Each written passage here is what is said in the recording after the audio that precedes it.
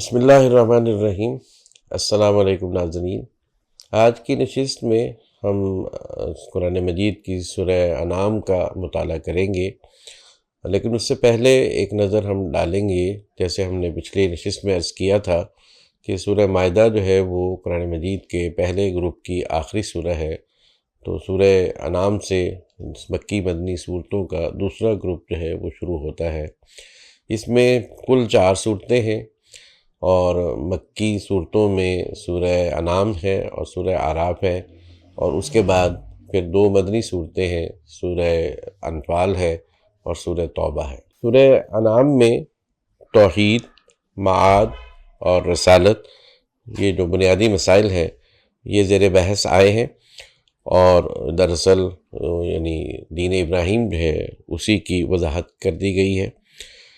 بنا استدلال ساری کی ساری جو ہے وہ عقل و فطرت اور آفاق و انفس کی نشانیوں پر مبنی ہے،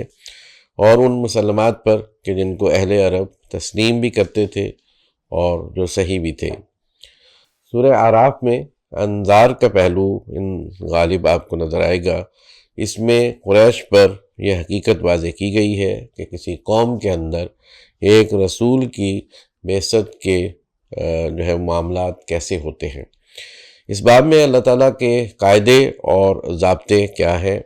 اور اگر کوئی قوم اپنے رسول کی تکذیب پر جم جاتی ہے تو اس کے نتائج کیا ہوتے ہیں۔ اس معاملے میں تاریخ کی شہادت کیا ہے، اور اگر وہ اپنی ضد اور ہٹ درمی کی روش سے باز نہیں آتے تو اپنے لیے کسی روز بد کا ان کو انتظار کرنا چاہیے۔ سورہ انفال میں مسلمانوں کو اپنی کمزوریاں دور کر کے اللہ اور رسول کی اطاعت پر مجتمع ہونے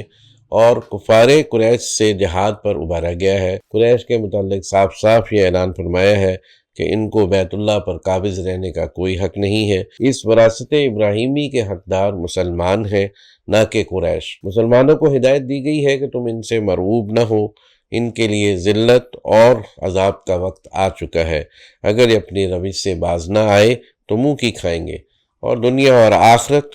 دونوں میں کوئی بھی ان کو پناہ دینے والا نہ ہوگا۔ اس کے بعد سورہ توبہ ہے، جس کی خصوصیت قرآن کا مطالعہ کرنے والے جانتے ہیں کہ اس پر بسم اللہ نہیں لکھی ہوئی۔ بہت سارے لوگوں کے ذہنوں میں یہ سوال بھی پیدا ہوتا ہے کہ اس کی وجہ کیا ہے۔ بظاہر تو اس کی وجہ بہت سادہ ہے، لیکن شاید آپ نے کچھ اور وجہ بھی سنی ہو۔ میں صرف توجہ دلانا چاہوں گا کہ بسم اللہ میں اللہ کی رحمت کے 2 لفظ آتے ہیں، رحمان اور رحیم، جبکہ اس سورت کا جو پہلا لفظ اور پہلی آیت ہے وہی اللہ تعالیٰ کی طرف سے اعلان برات اور بیزاری کا اعلان جو ہے اس میں ہو رہا ہے، اور یہ اصل میں عذاب کی سورہ ہے، جس میں پہلے مشرکین مکہ کے لیے اعلان ہوا ہے کہ ان کی بس اب اس حج کے بعد 4 مہینے کی مہلت باقی رہ گئی ہے، اور اس کے بعد ان کا خاتمہ کے لیے ہم کارروائی کریں گے، اور اس کے بعد آگے اہل کتاب ان کے لیے بھی آیا ہے کہ ان کے ساتھ کیا معاملہ ہوگا۔ پھر منافقین کے لیے اللہ تعالیٰ نے جو پلاننگ کی تھی وہ بھی یہاں اس سورہ کے اندر زیر بحث آئے گی۔ تو چونکہ رحمت کے الفاظ جو ہے وہ عذاب کے ساتھ ایک قریبی نہیں رکھتے کہ ان کو دونوں کو ساتھ ساتھ پڑھا جائے، بالکل ایسے ہی کہ میں ایک مثال دے رہا ہوں کہ ایک چور جو ہے وہ اگر چوری کرتے وقت بسم اللہ پڑھے تو یہ کوئی برکت میں تو نہیں، ایسا یہ کوئی کام تو نہیں ہے کہ بسم اللہ برکت کے لیے پڑھی جاتی ہے، اور ظاہر انڈرسٹوڈ ہے کہ وہ کسی جائز اور صحیح کام کے لیے پڑھنی جانی چاہیے۔ تو یہاں اس لیے جو ہے وہ آپ دیکھتے ہیں کہ قرآن مجید میں بسم اللہ نہیں لکھی ہوتی، کہ کیونکہ رحمت اللہ کی رحمت جو ہے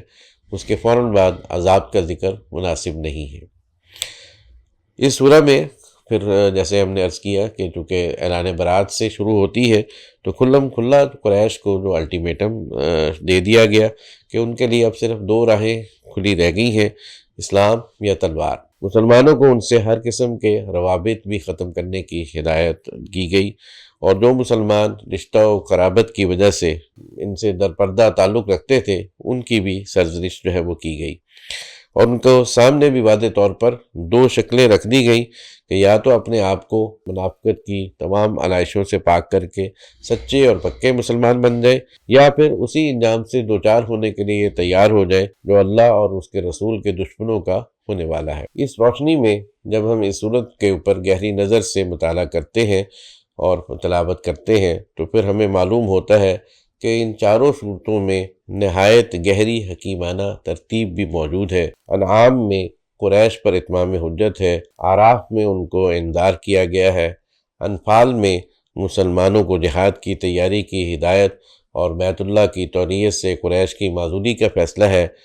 اور سورہ برات یعنی سورہ توبہ جس کا نام ہے، اس میں قریش کو الٹیمیٹم اور منافقین کو آخری تنبیہ جو ہے اور وہ کر دی گئی ہے۔ پہلے گروپ یعنی سورہ بقرہ سے سورہ المائدہ تک جو اصل بحث ہے وہ اہل کتاب سے تھی۔ قریش سے اگر کہیں خطاب ہوا بھی تھا تو ضمناً ہو رہا تھا۔ اس کے برعکس اس گروپ میں اصل خطاب قریش سے ہے، اہل کتاب کا اس میں ذکر آیا ہے لیکن ضمناً آیا ہے، اور جو استدلال میں مواد موجود ہے یہاں وہ مخاطب کے لحاظ سے اس میں بھی بنیادی فرق ہے۔ اس گروپ میں بیشتر استدلال عقل و فطرت اور آفاق و انفس کے شواہد سے ہے، اور جبکہ پہلے گروپ میں اہل کتاب کے تعلق کی وجہ سے وہ ساری چیزیں استدلال کے طور پر استعمال ہوئی تھیں جن کو اہل کتاب زیادہ مانتے تھے۔ پہلے گروپ میں اہل کتاب کو امامت کے منصب سے معزول کیا گیا تھا اور ان کی جگہ مسلمانوں کو دے دی گئی تھی۔ اس گروپ میں قریش کو بیت اللہ کی تولیت سے معزول کیا گیا اور اس کی خدمت بھی اب امت مسلمہ کے سپرد کی گئی۔ اس پوری جو اجمالی نظر ہے اس کے بعد اب ہم اس سورت کے مضامین کا مختصر جائزہ آپ کے سامنے پیش کرنے لگے ہیں۔ سورہ انعام میں جیسا کہ ہم نے آپ کے سامنے عرض کیا، اس کے مخاطب قریش ہیں، ان کے سامنے توحید اور زندگی جو موت کے بعد کی ہے جیسے معاد کے لفظ سے ہم ظاہر کر رہے ہیں، اور حضور صلی اللہ علیہ وسلم کی رسالت یعنی آپ کے رسول ہونے کے دلائل جو ہیں ان کو واضح کیا گیا ہے اور ان کو ظاہر ایمان لانے کی دعوت دی گئی ہے، لیکن اس کے ساتھ ساتھ ان کو یہ تنبیہ بھی ہے کہ اگر انہوں نے وہ دعوت قبول نہ کی تو اس کے پھر برے انجام سے وہ دوچار ہو جائیں گے، اور ان کو بلکہ دھمکی دی گئی ہے کہ وہ اب تیار ہو جائیں، ان کا برا انجام جو ہے وہ زیادہ دور نہیں ہے۔ اس حوالے سے پھر بہت سارے رسولوں نے جو تکذیب کی ہے، بہت سارے رسولوں کی جو تکذیب کی گئی تھی اس کے اوپر زیادہ تفصیلی نظر جو ہے وہ اگلی سورہ میں ہمیں مختلف قوموں کے احوال جو ہیں وہ بیان کر کے سامنے پیش کی جائے گی۔ اہل عرب چونکہ حضرت ابراہیم علیہ السلام کی اولاد تھے اور ان کا دعویٰ تھا کہ جس مذہب پر وہ ہیں وہ ان کو حضرت ابراہیم علیہ السلام سے ملا ہوا ہے، اس لیے اس صورت میں اس حجت کو خاص طور پر نمایاں کیا گیا، اور حضرت ابراہیم علیہ السلام نے جس طرح سے اپنی قوم کے سامنے توحید کو پیش کیا تھا اور واضح کیا تھا تو اس کو پیش کر کے ان کو بتایا گیا کہ اصل ملت ابراہیم کیا ہے، اور اس کے حقیقی پیرو تم نہیں ہو بلکہ حضرت صلی اللہ علیہ وسلم ہیں اور یا آپ کے صحابہ ہیں۔ سورہ کے اس عمود کو سامنے رکھ کر اب ہم اس سورت کی پر ایک تفصیلی نظر ڈالتے ہیں۔ پہلی 5 آیات جو ہیں ان میں توحید اور معاد کے بعض واضح دلائل جو ہیں ان کی طرف اشارہ ہے۔ 6 اور 7 نمبر آیت میں رسولوں کی تکذیب کرنے والے عذاب الہی میں پکڑے گئے، اس میں عربوں کی پچھلی تاریخ جو ہے اس کی طرف اشارہ ہے۔ اگلی 3 آیات میں 8 سے 11 میں حضرت صلی اللہ علیہ وسلم کو تسلی دی گئی ہے کہ کوئی بڑے سے بڑا معجزہ بھی ان جھٹلانے والوں کو قائل نہیں کر سکتا، جو معجزہ یہ مانگتے ہیں وہ بھی ان کو دکھا دو گے تو تب بھی یہ آپ کے انکار سے باز نہیں آئیں گے، اس لیے کہ آپ سے پہلے جو رسول آئے وہ اسی طرح ان کے سامنے اسی طرح کے لوگ تھے، انہوں نے ان کا بھی مذاق اڑایا، بالآخر وہ اس عذاب میں مبتلا ہو گئے جو انہوں نے ان مذاق اڑانے والوں کے لیے اللہ تعالیٰ نے ان کی قسمت میں لکھا ہوا تھا۔ اس کے بعد جو ہے وہ اگلی چند آیات میں آسمان و زمین میں جو کچھ ہے بتایا گیا ہے کہ وہ خدا ہی کی ملکیت ہے، اور اس نے اپنی رحمت کو جو ہے اپنے اوپر واجب کیا ہوا ہے، اور اس رحمت ہی کا تقاضا ہے کہ ایک دن وہ آئے کہ جس میں وہ نیک لوگوں کو انعام سے اور برے لوگوں کو سزا جو ہے اس کا حکم دے۔ اگلی آیات میں شرک سے برات ہے، اعلان برات ہے، اور خیر و شر سب خدا ہی کے ہاتھ میں ہے، سب اس کے قبضہ قدرت میں ہے، اور وہ حکیم و خبیر ہے۔ پھر اس سے اگلی آیات میں آیت نمبر 24 تک توحید اور شرک جو ہے اس کے باب میں فیصلہ کن گواہی، یعنی خود اللہ کی گواہی پیش کی گئی کہ اللہ کی شہادت جو ہے وہ توحید کے حق میں ہے، اور یہ قرآن بھی اسی شہادت کے ساتھ اترا ہے۔ سچے اہل کتاب جو ہیں وہ بھی اس سے واقف ہیں، اور یہ صرف بدبخت ہی ہیں جو اس پر ایمان لانے سے محروم رہیں گے، اور جو لوگ شرک کے مدعی ہیں وہ خدا پر جھوٹ باندھ رہے ہیں، اور اب ایسے ظالم جو ہیں وہ ہرگز فلاح نہیں پائیں گے۔ قیامت کے دن جب ان سے سوال ہوگا کہ تمہارے شرکاء کہاں ہیں، تو ان کے ہاتھوں کے طوطے اڑ جائیں گے۔ آیت نمبر 25 سے 32 تک فرمایا گیا کہ یہ لوگ اگر سننے والے ہوتے، یعنی حق کے لیے اپنے کان جو ہے وہ کھول کر رکھتے، تو یہ سمجھنے اور ماننے کے لیے کوئی کٹ خجتی نہ کرتے۔ قرآن نے ان کو پچھلے جھٹلانے والوں کی گزشتیں جو ہے وہ بھی سنائی ہیں، اور یہ ان سے سبق حاصل کرنے کے بجائے ان کو اگلوں کا فسانہ کہہ دیتے ہیں۔ ان کی آنکھیں تو اس وقت کھلیں گی جب یہ دوزخ کے کنارے کھڑے ہوں گے۔ اس وقت یہ اپنی بدبختی پر ماتم اور حسرت کریں گے کہ کاش پھر دنیا میں جانا ہوتا تو ایمان لاتے۔ آج ان کے نزدیک زندگی بس اسی دنیا کی زندگی ہے۔ جس دن یہ اپنے رب کے حضور پیش کیے جائیں گے، اس دن یہ حسرت سے کہیں گے، ہائے ہماری بدبختی، ہم نے اپنی زندگی کس طرح برباد کی۔ آیت نمبر 33 سے 39 تک پیغمبر صلی اللہ علیہ وسلم کو یہ تسلی کہ یہ نشانی عذاب کا مطالبہ پورا نہ کرنے پر جو آپ کا مذاق اڑا رہے ہیں اور یہ آپ کے لیے غم کا باعث بن رہا ہے، تو ایسا نہیں ہونا چاہیے۔ یہ آپ کا مذاق نہیں اڑا رہے بلکہ خدا کا مذاق اڑا رہے ہیں۔ اس وجہ سے اس معاملے کو آپ خدا پر چھوڑ دیجئے۔ آپ سے پہلے جو انبیاء گزرے ہیں ان کو بھی اسی طرح کے حالات سے سابقہ پیش آیا تھا اور انہوں نے صبر کیا تھا۔ اس کے بعد اللہ کی نصرت اور مدد جو ہے وہ ظاہر ہوئی، اور یہی اللہ کی سنت ہے، اور اللہ کی سنت میں کوئی تبدیلی نہیں آتی۔ اس معاملے میں پریشان نہیں ہونا چاہیے۔ ایمان تو وہی لائیں گے جن کے اندر کچھ صلاحیت ہوگی۔ جن کے دل بالکل مردہ ہو چکے ہیں وہ بڑی سے بڑی نشانیاں دیکھنے کے بعد بھی ایمان نہیں لائیں گے۔ خدا کے آسمان و زمین نشانیوں سے بھرے پڑے ہیں، لیکن جو اندھے ہو چکے ہیں وہ ان نشانیوں سے کیا فائدہ حاصل کر سکتے ہیں۔ آیت نمبر 40 سے 50 تک بتایا گیا ہے کہ یہ عذاب کی نشانی مانگتے ہیں۔ ان سے پوچھئے کہ اگر خدا کا عذاب آیا تو اس سے بچاؤ کا ان کے پاس کیا سامان ہے۔ پچھلی قوموں کا حوالہ بھی دیا گیا کہ انہوں نے بھی اپنے رسولوں سے نشانیاں مانگی تھی، تو اللہ نے ان کو مختلف مصیبتوں میں مبتلا کیا، لیکن خدا کی طرف متوجہ ہونے کی بجائے ان کے دل تو اور سخت ہو گئے۔ نتیجہ یہ ہوا کہ خدا نے ان کو جڑ ہی کاٹ دی۔ پیغمبر کی طرف سے یہ اظہار و اعلان کہ میں خدا کے خزانوں کا مالک اور غیب کا عالم ہونے کا مدعی نہیں ہوں، میں تو بس وحی الہی کا پیروکار ہوں۔ اس کے بعد اگلی آیات میں نبی صلی اللہ علیہ وسلم کو یہ ہدایت ہے کہ جن کے اندر خدا اور آخرت کا خوف موجود ہوگا وہی اس قرآن پر ایمان لانے والے ہیں۔ جن کے اندر خدا اور آخرت کا خوف موجود ہوگا وہی اس قرآن سے فائدہ اٹھانے والے ہیں۔ قرآن کے ذریعے آپ ان کو جگائیے، اور وہ جو معجزات کے طالب ہیں تو ان کو نظر انداز کر دیجئے۔ جو لوگ اللہ کی خوشنودی کے طالب ہیں اور آپ کی باتیں سننے والے ہیں، اور ان کو ان کے متکبرین کے مطالبے پر اپنے آپ سے دور نہ کریں۔ اگر یہ متکبرین اس وجہ سے آپ کے پاس نہیں آتے کہ تمہاری مجلس میں غریب لوگ ہوتے ہیں، تو ان کو ان کے حال پر چھوڑ دیجئے۔ آپ ان کے ایمان اور اسلام کے ذمہ دار نہیں ہیں۔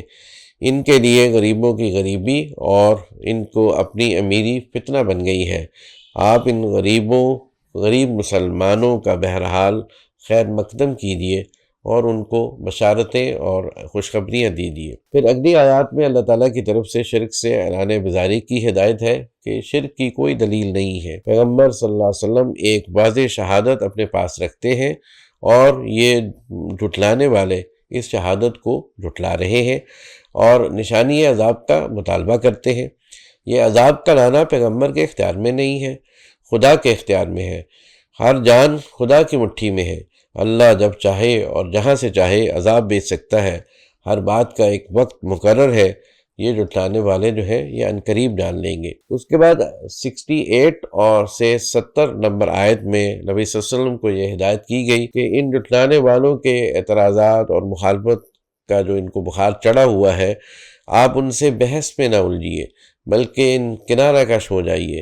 اور آپ کا کام تذکیر اور موعظت کا ہے، اور جب وہ نہیں سننا چاہتے تو زبردستی ان کو بس سنائیں، ان کو ان کے حال پہ چھوڑ دیں،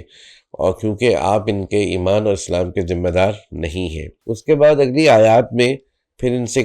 کہا گیا کہ آپ ان سے کہہ دیجئے کہ حق واضح ہو جانے اور اللہ کی ہدایت آ جانے کے بعد کیا ہماری مت ماری ہوئی ہے کہ ہم صحرا میں گم کردہ قافلے کی طرح بھٹکتے پھریں؟ ہم تو بس اسی راہ پر چلیں گے جو خدا نے ہمارے لیے کھول دی ہے۔ پھر اگلی آیات میں جو کہ آیت نمبر 74 سے 83 تک ہے، ان میں توحید کے ثبوت میں حضرت ابراہیم علیہ السلام نے جس طرح سے اپنی قوم کے سامنے دلیل پیش کی تھی وہ سنائی گئی ہے، اور وہ بھی بہت ہی اعلیٰ جو ہے نا طریقے سے ابراہیم علیہ السلام نے ان کو جس طریقے سے قائل کیا تھا، ان کے سامنے جو سورج، چاند اور ستاروں کو خدا مانتے تھے، اور ان کو ان کے ساتھ مل کر بتایا کہ تم ان کو خدا کہتے ہو۔ پھر ایک غروب ہو گیا، پھر دوسرا غروب ہو گیا، پھر تیسرا غروب ہو گیا، تو ان کے سامنے ان کی حقیقت ہے وہ بہت کھول کر رکھ دی تھی۔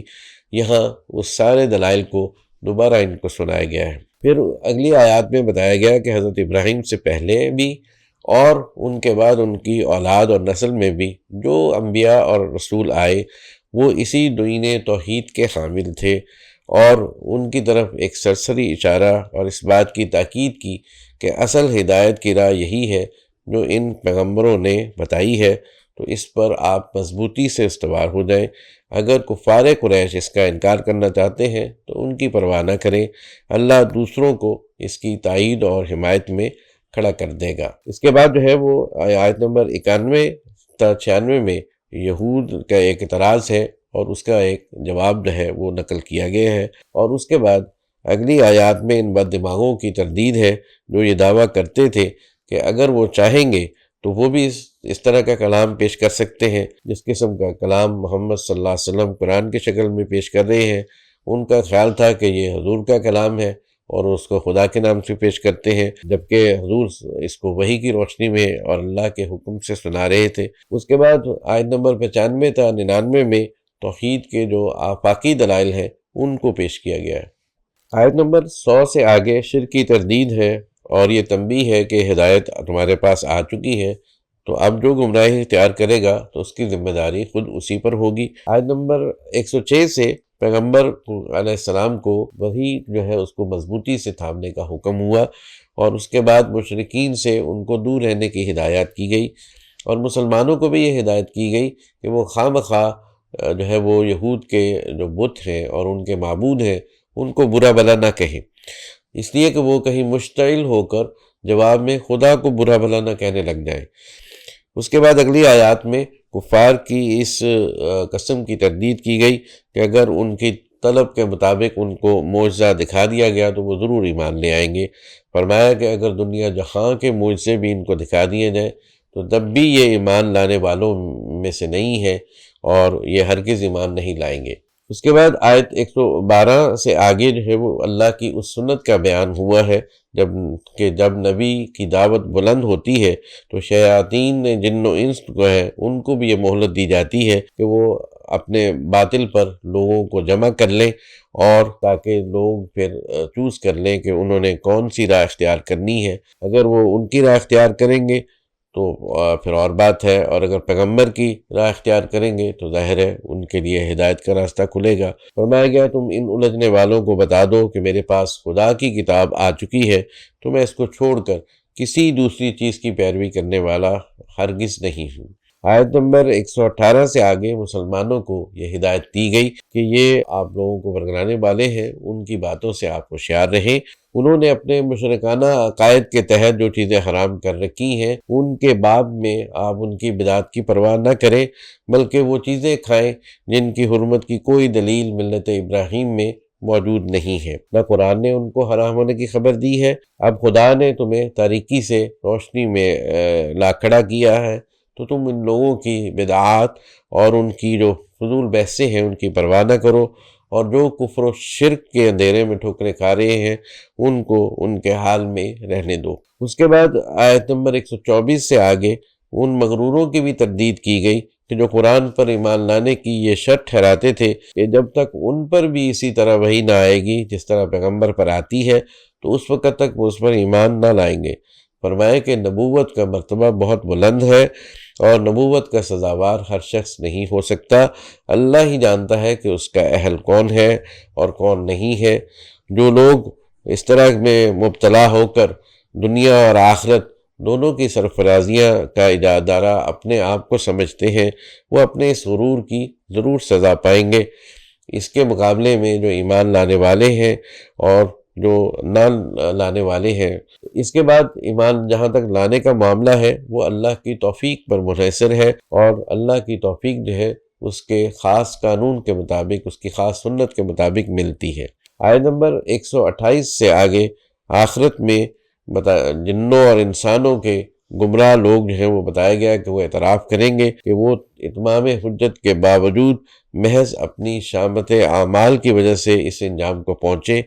قریش کو دھمکی دی کہ اگر وہ سنبھلنا چاہتے ہیں تو اب بھی سنبھل جائیں، ورنہ جس عذاب کی دھمکی ان کو دی جا رہی ہے وہ آ کر رہے گا اور کوئی اس سے بچ نہ سکے گا۔ اس کے بعد اگلی آیات میں مشرکین کے جو مشرکانہ عقائد کے تحت انہوں نے کوئی دین بنایا ہوا تھا کہ یہ کھیتی اور چوپائے ہیں جن کو حرام ٹھہرا لیا تھا انہوں نے، اور اپنے دیوتاؤں کو راضی کرنے کے لیے انسانی جانوں کی قربانیاں پیش کرتے تھے، ان کی تردید اور مذمت کی گئی کہ یہ سب باتیں ایسی ہیں جن کا کوئی سر پیر نہیں ہے۔ عقل، فطرت اور خاص طور پر ملت ابراہیمی میں ان کی کوئی اثر موجود نہیں ہے۔ اس کے بعد آخری جو چند آیات ہیں ان میں ملت ابراہیم